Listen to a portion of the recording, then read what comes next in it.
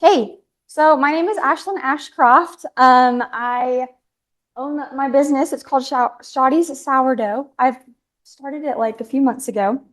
I've been making sourdough for like 2 years now. And yeah, my husband and I just live here in Brigham City. We have a sweet little 7-month-old who hopefully doesn't make too much noise while we're here. But yeah, so we started this because I am a stay-at-home mom with my daughter, and I just wanted something fun to do. So yeah. Oh, the clicker. Okay, so I feel like sourdough is made out to be a very complicated thing. And when I was first kind of interested in starting sourdough and starting to learn how to do it, I was very overwhelmed by all of the things. I was watching like Instagram reels and I was looking up things, and people were talking about all these like super complicated terms and all these like steps, and it was just super overwhelming to me. So I make my sourdough very simply, and I've kind of figured out through trial and error what works for me. So I just wanted to kind of share that. So a lot of people will try to make their own starter, and it's really easy to make. But I've seen a lot of people have problems with that because they try to rush the process. So when you make your own starter, you just add flour and water, and you just keep feeding it constantly every day for like 2 weeks. And when people go to bake with their starter that they made, sometimes their loaves turn out like pancakes. So that's why I think it's easier to just get an established starter from somebody. So if somebody you know makes sourdough, you literally just need a tiny, tiny bit, and you can have your own starter. And so storing your starter in between uses is super simple. A lot of people I know, they will keep their starter on the counter and just feed it every day to just keep it going. But I actually just put mine in the fridge. I use it, and then when I'm done using it, I just put it in the fridge until the next time I use it. And it's just super simple that way. And I know that a lot of people do use scales for measuring. I do it kind of differently. I use measuring cups. And so I will just add a half of a cup of my bread flour to my starter, and then it's ready to go. And I just mix it to be like a waffle mix consistency. And then discard is actually kind of fun. You can make a lot of things with discard. Like you can make scones and like brownies. You can add it to pretty much everything. I've seen people make like Cheez-Its out of discard. And so if you do want to use discard, it's super easy to use. You just take a little bit out of it, use it for your thing, and then you feed it again when you're ready to use it. But if you don't want to use it, you're totally fine. You don't have to. Okay, so I wanted to mix up some dough so you guys can kind of see what it's supposed to look like when you're mixing it. So your starter, you'll know that it's ready to use. Like in the last slide, I don't know if you saw that rubber band, it had doubled in size. So that rubber band I put on right when I first fed it, and so it was that size, and then I knew it was ready to use because it had doubled its size. So that's an easy way to tell, but when I was first learning how to do it, you can do something called the float test, and you put it in like a cup of water, and if it floats, then that means it's active and ready to be used. And if it sinks, it needs some more time. So that was something that helped me a lot when I was learning. So first you're going to take your water and you just add your starter to your water. And then you mix it up. So the recipe that I use, it's, if you want to look it up, it's the website is called Country Road Sourdough. It's a super simple recipe, and it has cups. It also has grams if you use a scale, but it has cups if you want it. And it has the option for a same-day sourdough recipe. So anyway, it can be a little bit easier if you're just starting. So then I add half a tablespoon of salt. And then my flour. So the recipe that I use, it calls for 3.5 cups of flour, but I kind of just eyeball it. So if you do want to use a scale, it will be in grams as well, but I just kind of go based off of how it looks. And that picture right up there is how it should look. It should look like kind of shaggy and a little bit sticky. And so something that I've learned also is that when you're mixing it up, I think when I was first starting out, I was kind of nervous to overmix it. And I don't really know if you can overmix it, but I have learned that the more that I incorporate all the ingredients and mix it up really well, it actually rises better in the oven and it looks like a lot more rounded. So anyway, kind of a little tip there. Now, I read about using the right utensils. Yes. What's your say on that? Yes. So a lot of people have a lot of different, like Yeah. the Danish whisk and like these fancy bowls and all sorts of things. I honestly just use a wooden spoon and my bowl and I call it good. I don't really know if it makes a difference because I've never used the Danish whisk, but it turns out great every time. So I'm not quite sure if you need anything specific. And you know, I'm going to talk about this later. There's a lot of like other things like a banneton or like lanes to like cut your sourdough. And I just think the simpler the better because it can be very overwhelming. But yeah. That's what you feel your knees. There you go. Then it's useless. And it's good utensils too. Yeah. So like glass or plastic is what I've used. Yeah. And then like a wooden utensil. Okay. So when it's all stirred up, it will look something like this. And that picture is exactly right. So then you're just going to let it sit actually for like 30 minutes. And we don't have that amount of time here. But when you're making it, it's good to let it sit and like kind of rest for that 30 minutes before you go into what are called stretch and folds. So your stretch and folds is basically what builds the gluten in your dough. So sourdough is like a super well hydrated dough. And so it has a lot of water. If you don't do anything, then it's just going to like be a pancake when you cook it. So you don't need sourdough because it's too wet to do that. So you do what are called stretch and folds. And this just builds the gluten. So I always do 3 to 4 sets, like 30 minutes apart.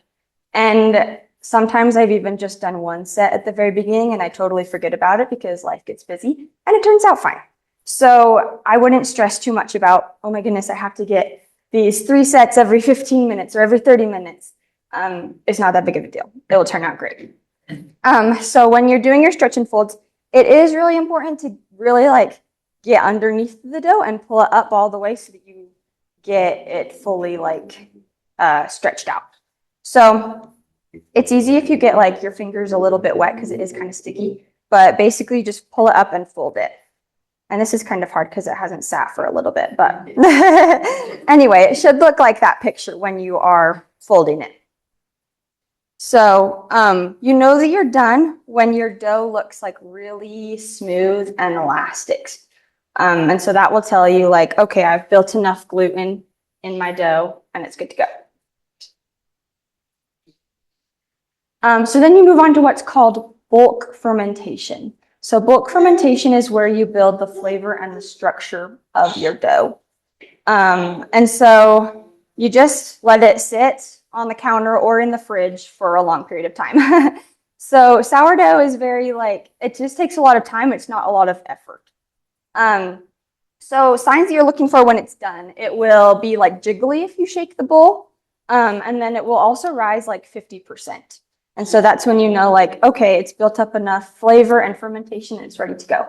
So if you don't let it ferment enough, then I'll talk about this later.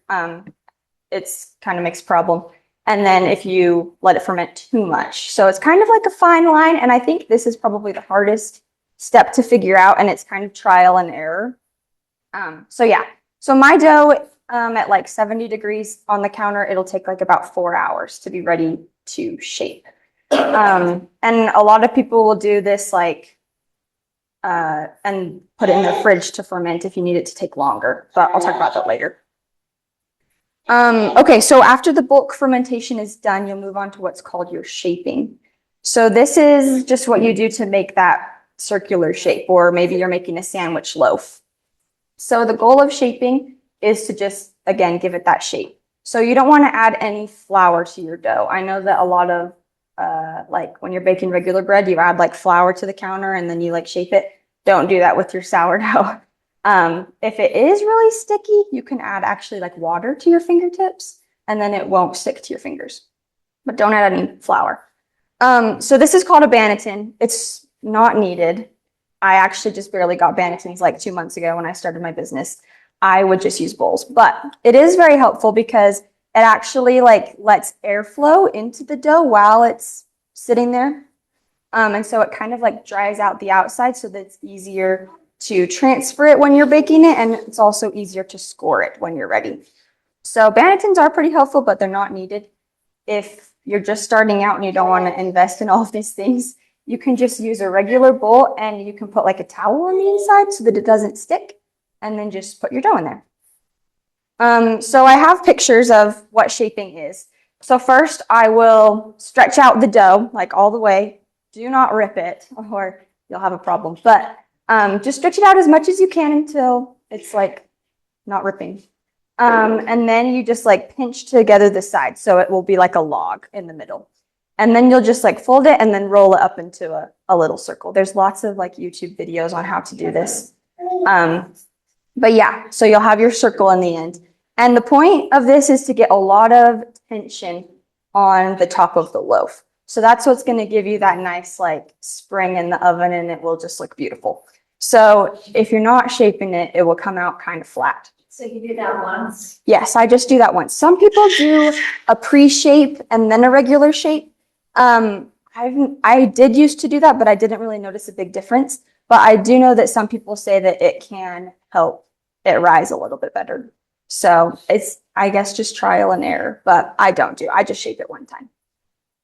So after the shaping's done, I put it in my Banneton. So I'll pick it up by the bottom and then flip it upside down. So that the part that's going to be like the top of your loaf is sitting right here in the bottom of the Banneton. So anyway, yeah. Do you flour yourself? I do. I use actually rice flour. So rice flour doesn't absorb the water like regular flour does. I've noticed that when I was using regular flour to flour them, my loaves would get stuck in here, and that's not the best. So yes, exactly. It turns into a paste. So if you use rice flour, it doesn't absorb the water and it won't stick. So, all right, so this is just a sample schedule. I feel like this was the hardest thing for me to learn because when I was starting this, I was working every day and I was like, okay, how do I have time to make the sourdough bread? So this is just an example. You can do it on like a weekend. So this is what I was doing when I was working. I would just feed my starter first thing in the morning. It would be ready to use like in, I don't know, 5 hours.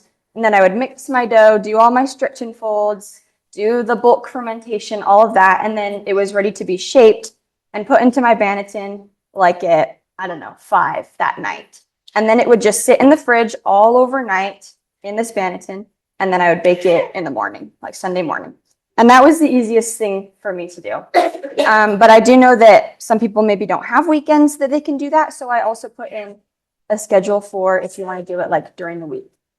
So for this schedule, you'd feed it whatever the morning before you want your bread, you'd feed your starter, do all of your stretch and folds after you get home from work or whatever, and then shape it and then put it in the fridge and then bake it the next day. So it's a lot of people will, there's a lot of recipes for like same day sourdough online. And I do think that they work, but I have noticed that when I stretch out my time that it's sitting in the fridge or that it's sitting on the counter, it tastes a lot better and it gets a lot bigger. So if you really want to do the same day recipe, you can. I just think that it tastes better if you stretch it out to these 2 days. So after the whole overnight in the fridge, then you move on to what is called scoring. So the purpose of a score is that when your sourdough is in the oven, it expands. And so if you don't score it, it will just break haphazardly and it won't look as pretty. So you're basically adding a place for it to break so that it looks prettier. That's literally the only reason.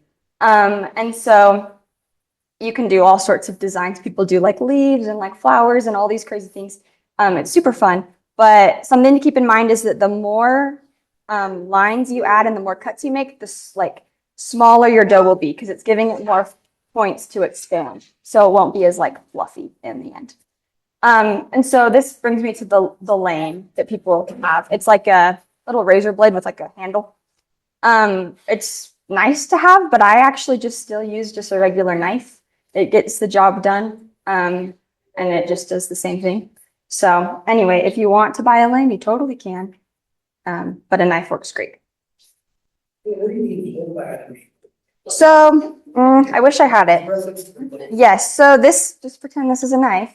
So like if you have your dough, you just kind of hold it like a pencil sort of, and then just like cut it along at the angle. So you don't want to cut like straight down, like that, because I feel like it gets the cut too deep and it doesn't work as well because the dough, again, it's still a little bit sticky, right? And so if you cut it at an angle, I just think it gets like a cleaner cut and you don't go as deep.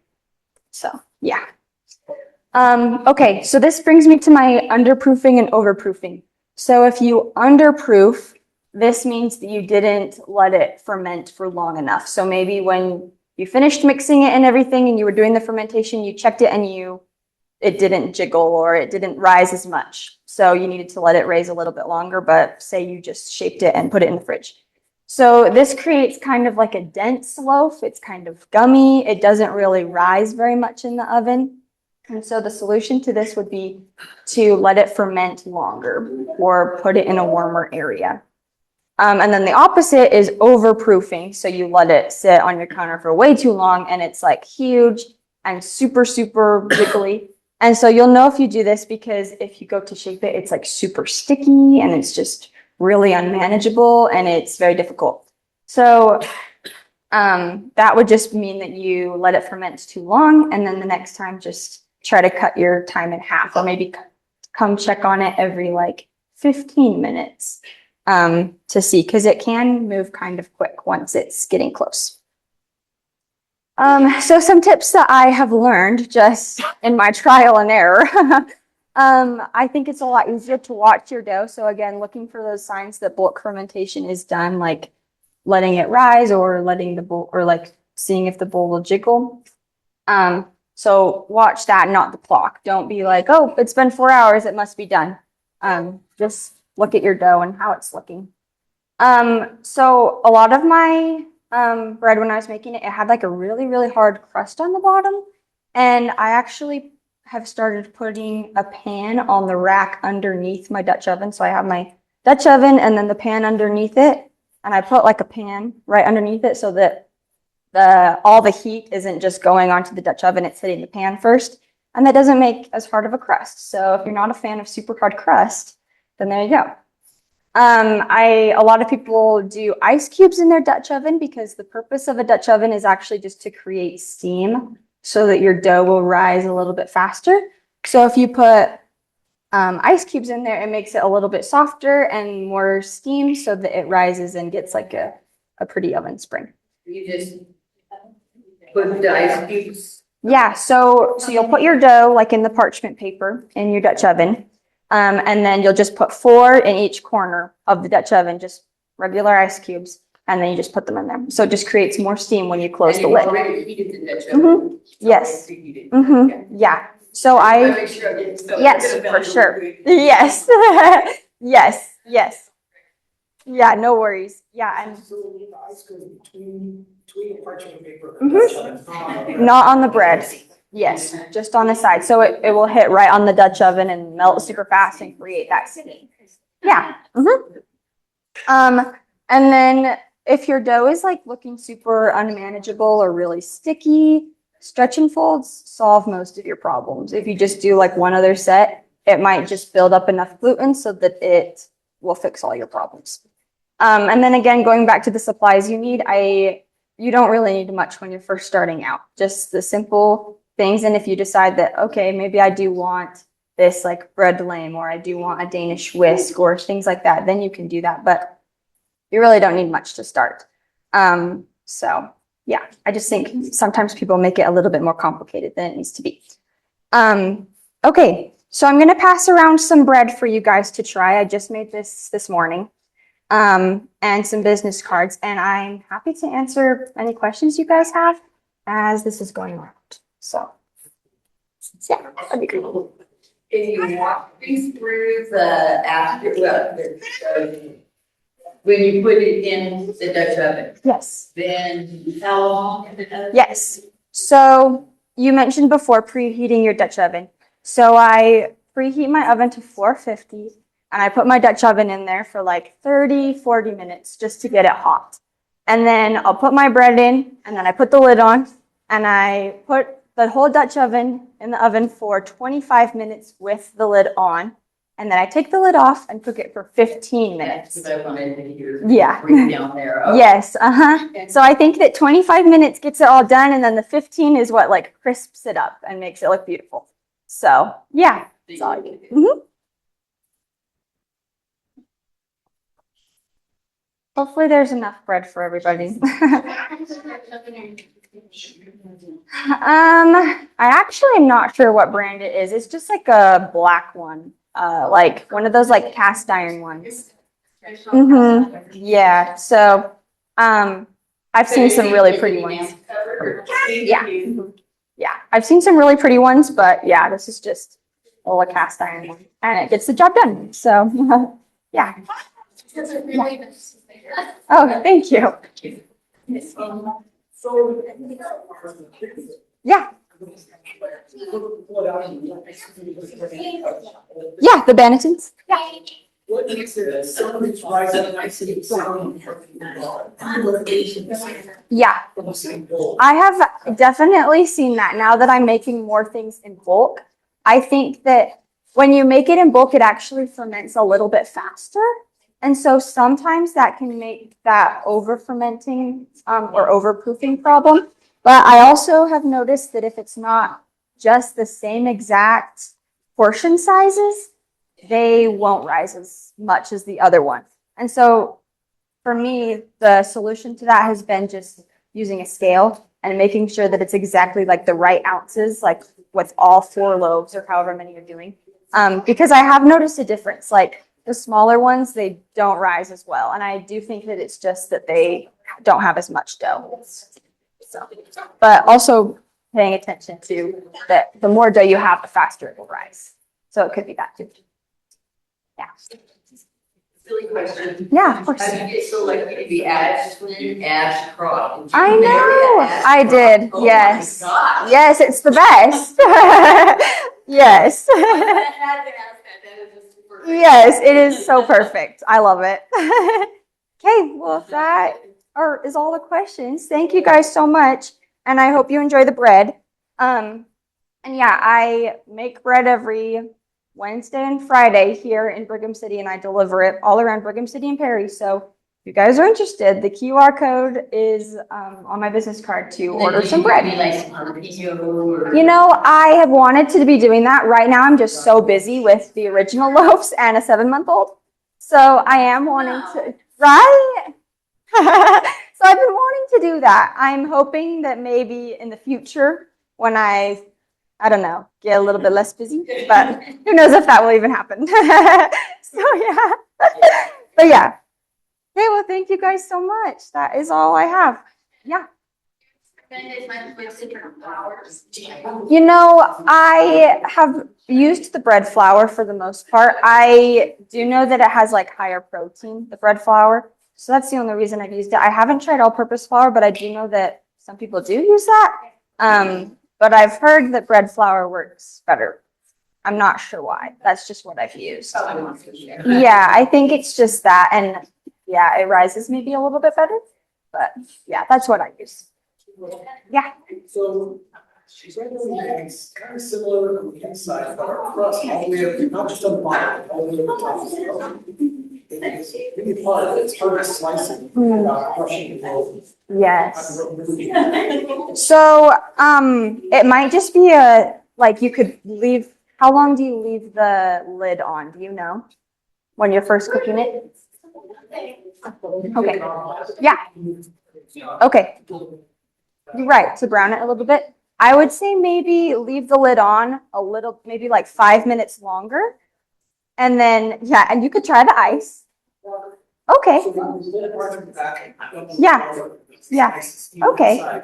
Yeah. I would say maybe leave the lid on for like another 5 minutes, just so that you're not risking it being doughy in the middle, but you let it cook a little bit longer with it off, and then decrease the time that you take the lid off, maybe by 5 minutes. So you're still getting the same overall time that you're cooking it, but it's 5 minutes less with it off, and see if that helps it not be as crispy. Is it like a pretty brown color when you take it off? Or is it just hard? Yeah, I don't like it. yeah, it's hard. Yeah, yeah, But, yeah, I mean, just where it starts getting brown on the edges and that. Yeah. I think that's good. Yeah. Try to slice it. To be able to get through that crust, you're literally crushing. Yeah. I do know that they make like, kind of looks like a little saw, Yeah. those little knives. And I have heard that they're a lot easier to cut through your dough. Yeah, because, yeah, But even that, it's better than just. right. That's still kind of. Mm-hmm. I've noticed that with mine, when I first take it out, it is very hard. And then the longer I let it sit, like I let it sit for like 3 hours before I cut into it. And by then it's a little bit softer, but it is still kind of a workout. Like cutting this bread today, it was a little bit of a workout.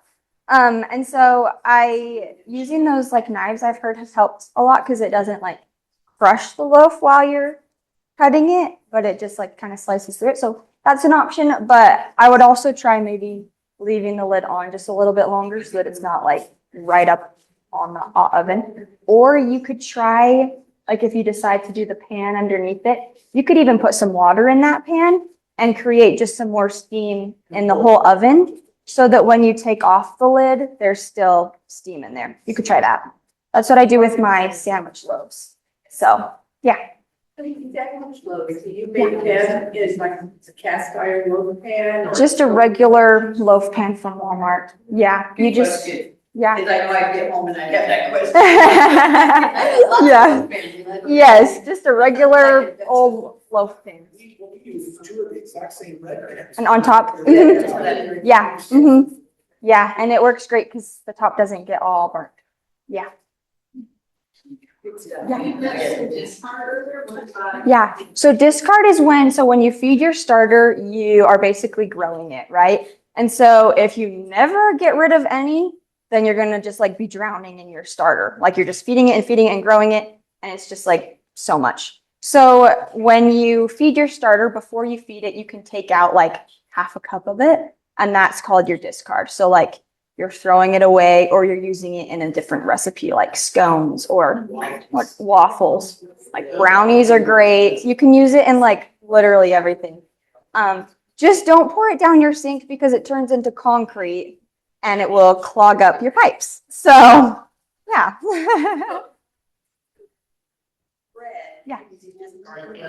Yeah, you can totally, if you are wanting to feed your sourdough without making bread, then just, take out that discard and then feed it and you can use it in pretty much anything. But don't put it down your drain. Yes, do not put it down your drain. Yes, it's so bad. So, yeah. Okay, well, thank you guys. Yes, it's just trial and error, just trying new things and then seeing what works. But yeah, so happy sourdough making to all of you. Thank you so much for coming.